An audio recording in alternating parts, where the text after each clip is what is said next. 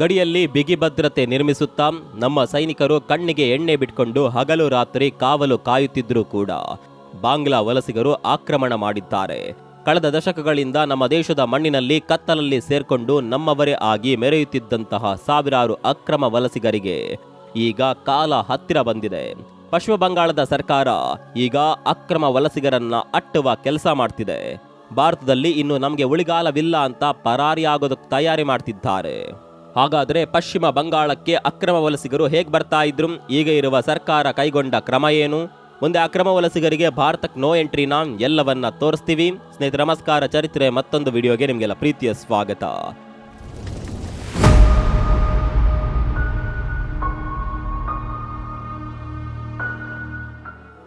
ಇತ್ತೀಚೆಗಷ್ಟೇ ಪಶ್ಚಿಮ ಬಂಗಾಳದಲ್ಲಿ ಸುವೇಂದು ಅಧಿಕಾರಿ ಸರ್ಕಾರ ಅಕ್ರಮವಾಗಿ ನೆಲೆಸಿರುವಂತಹ ಬಾಂಗ್ಲಾದೇಶಿಗಳ ಎದೆಯಲ್ಲಿ ವಿಚಿತ್ರ ನಡುಕ ಸೃಷ್ಟಿಸಿದೆ.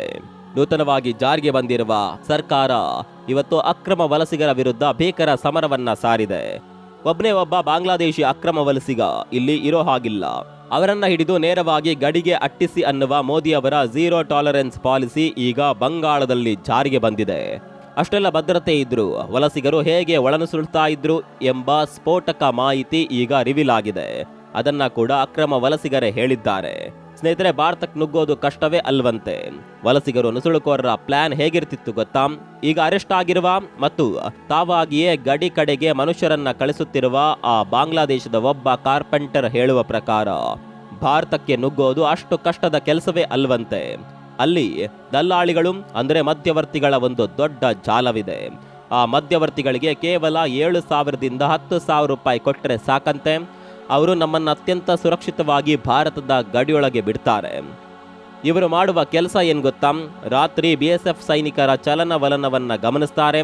ಎಲ್ಲಿಗೆ ಹೋಗ್ತಾರೆ, ಎಲ್ಲಿ ಬರ್ತಾರೆ, ಎಲ್ಲಿ ನಿಲ್ತಾರೆ, ಇವೆಲ್ಲವನ್ನ ಅಬ್ಸರ್ವ್ ಮಾಡ್ತಾ ಇರ್ತಾರೆ. ಸೈನಿಕರು ಪೆಟ್ರೋಲಿಂಗ್ ಮಾಡುವಾಗ ಉಂಟಾಗುವ ಆ 5ರಿಂದ 10 ನಿಮಿಷದ ಗ್ಯಾಪೇ ಇವರ ಪಾಲಿನ ಬಂಗಾರದ ಅವಕಾಶ.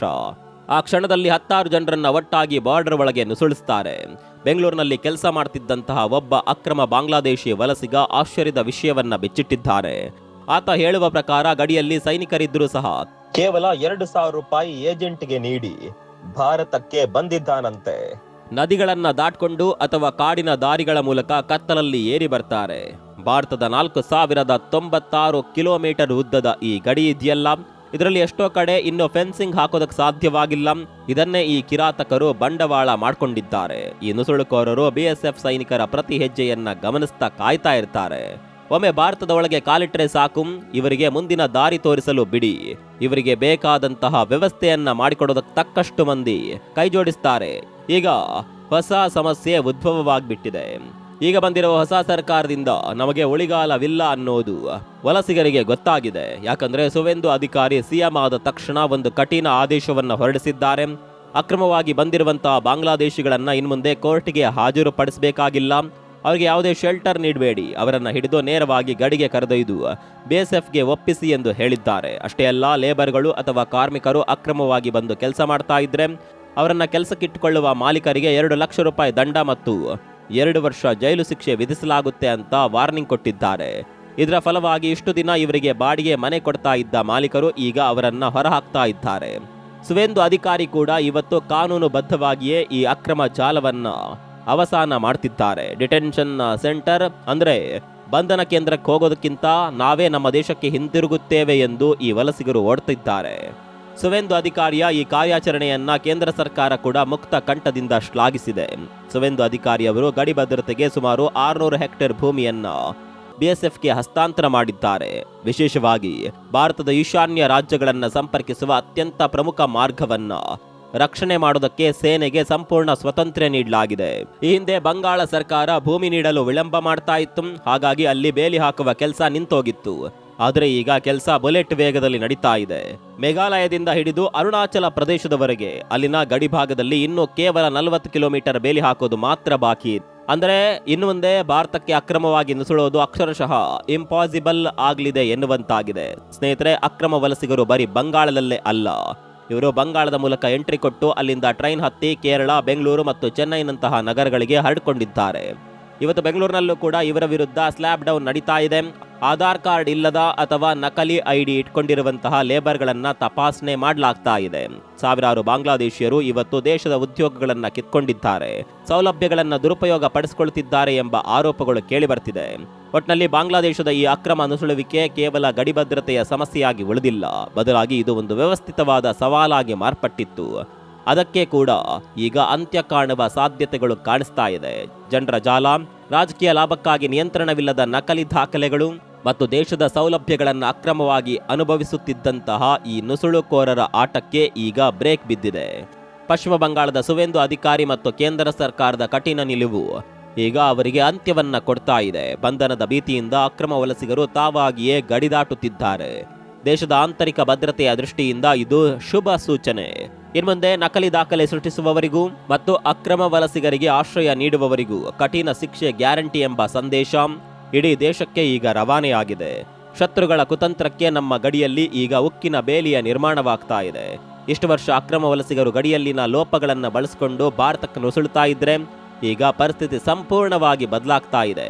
ಯಾಕಂದ್ರೆ ಭಾರತ ಬಾಂಗ್ಲಾದೇಶ ಗಡಿಯಲ್ಲಿ ಹಿಂದೆಂದಿಗಿಂತಲೂ ಅತ್ಯಾಧುನಿಕ ಭದ್ರತಾ ವ್ಯವಸ್ಥೆಯನ್ನ ನಿರ್ಮಿಸಲಾಗಿದೆ.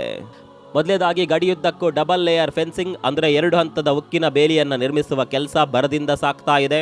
ಸಾಮಾನ್ಯ ಬೇಲಿ ಮಾತ್ರವಲ್ಲ, ಅದರ ಮೇಲೆ ಮುಳ್ಳು ತಂತಿಗಳನ್ನು ಅಳವಡಿಸಿ ನುಸುಳುವಿಕೆ ಅಸಾಧ್ಯವಾಗುವಂತೆ ಮಾಡಲಾಗ್ತಾ ಇದೆ. ರಾತ್ರಿ ವೇಳೆಯಲ್ಲಿ ನುಸುಳುಕೋರರು ಕತ್ತಲೆಯ ಲಾಭ ಪಡೆಯದಂತೆ ಸಾವಿರಾರು ಫ್ಲಡ್ ಲೈಟ್ಗಳನ್ನು ಅಳವಡಿಸಲಾಗಿದೆ. ಹಿಂದೆ ಕತ್ತಲಲ್ಲಿ ನಡೀತಾ ಇದ್ದ ಅಕ್ರಮ ಚಟುವಟಿಕೆಗಳಿಗೆ ಈಗ ಬೆಳಕಿನ ಕಾವಲು ನಿಂತಿದೆ. ಅಷ್ಟೇ ಅಲ್ಲ, ಈಗ ಗಡಿಯಲ್ಲಿ ಡ್ರೋನ್ ಕಣ್ಗಾವಲು ಕೂಡ ಹೆಚ್ಚಿಸಲಾಗಿದೆ. ಆಕಾಶದಲ್ಲಿ ಹಾರುವ ಡ್ರೋನ್ಗಳು ಗಡಿಯ ಪ್ರತಿಯೊಂದು ಚಲನವಲನದ ಮೇಲೆ ನಿಗಾ ಇಡ್ತಾ ಇವೆ. ಒಂದು ಅನುಮಾನಾಸ್ಪದ ಚಲನೆ ಕಂಡ್ರೂ ಕೆಲವೇ ನಿಮಿಷಗಳಲ್ಲಿ ಭದ್ರತಾ ಪಡೆಗಳಿಗೆ ಮಾಹಿತಿ ತಲುಪ್ತಾ ಇದೆ. ಇದರ ಜೊತೆಗೆ ಅತ್ಯಾಧುನಿಕ ಸೆನ್ಸರ್ಗಳು, ಥರ್ಮಲ್ ಕ್ಯಾಮೆರಾಗಳು ಹಾಗೂ ಸಿಸಿಟಿವಿ ಜಾಲವನ್ನ ಕೂಡ ವಿಸ್ತರಿಸಲಾಗ್ತಾ ಇದೆ. ಗಡಿಯಲ್ಲಿರುವ ನದಿ ಪ್ರದೇಶಗಳು ಈ ಹಿಂದೆ ನುಸುಳುಕೋರರಿಗೆ ಸುಲಭ ಮಾರ್ಗವಾಗಿದ್ದವು, ಆದರೆ ಈಗ ಆ ಪ್ರದೇಶಗಳಲ್ಲೂ ವಿಶೇಷ ಬೋಟ್ ಪೆಟ್ರೋಲಿಂಗ್ ವ್ಯವಸ್ಥೆ ಜಾರಿಯಲ್ಲಿದೆ. ನೀರಿನ ಮಾರ್ಗದಿಂದ ನುಸುಳಲು ಪ್ರಯತ್ನಿಸಿದ್ರು ಭದ್ರತಾ ಪಡೆಗಳ ಕಣ್ಗಾವಲಿನಿಂದ ತಪ್ಪಿಸಿಕೊಳ್ಳೋದು ಕಷ್ಟವಾಗಿದೆ. ಇದರ ಜೊತೆಗೆ ಗಡಿಭಾಗದ ರಸ್ತೆಗಳನ್ನು ಅಭಿವೃದ್ಧಿ ಪಡಿಸಲಾಗ್ತಾ ಇದೆ. ಇದರಿಂದ ಬಿಎಸ್ಎಫ್ ಯೋಧರು ಯಾವುದೇ ತುರ್ತು ಪರಿಸ್ಥಿತಿಯಲ್ಲಿ ಕೆಲವೇ ನಿಮಿಷಗಳಲ್ಲಿ ಘಟನಾ ಸ್ಥಳಕ್ಕೆ ತಲುಪಲು ಸಾಧ್ಯವಾಗ್ತಾ ಇದೆ. ಹಿಂದೆ ಗಂಟೆಗಳ ಕಾಲ ತೆಗೆದುಕೊಳ್ಳುತ್ತಿದ್ದ ಕಾರ್ಯಾಚರಣೆಗಳು ಈಗ ನಿಮಿಷಗಳಲ್ಲೇ ನಡೆಯುತ್ತಿದೆ. ಅತ್ಯಂತ ಮುಖ್ಯವಾಗಿ ಗಡಿಯ ಉಳಿದಿರುವ ಭಾಗಗಳಲ್ಲೂ ಬೇಲಿ ನಿರ್ಮಾಣದ ಕೆಲಸ ವೇಗ ಪಡೆದುಕೊಂಡಿದೆ. ಹಲವು ವರ್ಷಗಳಿಂದ ನೆನೆಗುದಿಗೆ ಬಿದ್ದಿದ್ದ ಯೋಜನೆಗಳು ಈಗ ಯುದ್ಧೋಪಾದಿಯಲ್ಲಿ ನಡೆಯುತ್ತಿದೆ. ಒಮ್ಮೆ ಈ ಕಾಮಗಾರಿ ಸಂಪೂರ್ಣವಾದರೆ ಅಕ್ರಮ ವಲಸಿಗರು ಮತ್ತು ನುಸುಳುಕೋರರಿಗೆ ಭಾರತ ಪ್ರವೇಶ ಮಾಡೋದು ಬಹುತೇಕ ಅಸಾಧ್ಯವಾಗಲಿದೆ ಎಂಬ ಅಭಿಪ್ರಾಯ ವ್ಯಕ್ತವಾಗ್ತಾ ಇದೆ. ಒಟ್ನಲ್ಲಿ ಭಾರತ ತನ್ನ ಗಡಿಯನ್ನ ಕೇವಲ ಬೇಲಿಯಿಂದ ಮಾತ್ರವಲ್ಲ, ತಂತ್ರಜ್ಞಾನ, ಸೈನಿಕರ ಜಾಗರೂಕತೆ ಮತ್ತು ಕಠಿಣ ನೀತಿಗಳ ಮೂಲಕ ಉಕ್ಕಿನ ಕೋಟೆಯಾಗಿ ಪರಿವರ್ತಿಸುತ್ತಿದೆ. ಇದೇ ಕಾರಣಕ್ಕೆ ಅಕ್ರಮ ವಲಸಿಗರ ಜಾಲದಲ್ಲಿ ಈಗ ಆತಂಕ ಮನೆ ಮಾಡಿದೆ. ಸ್ನೇಹಿತರೆ, ಅಕ್ರಮ ವಲಸಿಗರ ವಿರುದ್ಧ ಈ ಆಪರೇಷನ್ ಬಗ್ಗೆ ನಿಮ್ಮ ಅಭಿಪ್ರಾಯವೇನು? ಕಾಮೆಂಟ್ ಮಾಡಿ. ಮತ್ತೊಂದು ವಿಡಿಯೋದಲ್ಲಿ ಸಿಗೋಣ. ಅಲ್ಲಿವರೆಗೂ ನಮಸ್ಕಾರ.